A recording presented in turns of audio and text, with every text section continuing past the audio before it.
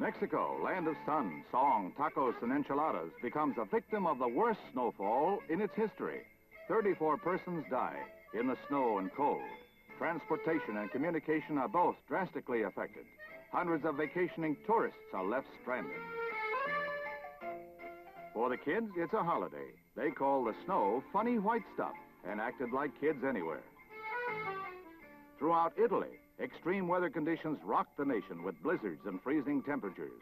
They follow in the wake of recent floods, which brought death and destruction. Many mountain communities were isolated by deep snow drifts. Freezing temperatures were recorded as far south as Naples, an area which is famous for blue skies and bright sun. The cold wave also hit Spain, covering Madrid with its first blanket of white this season.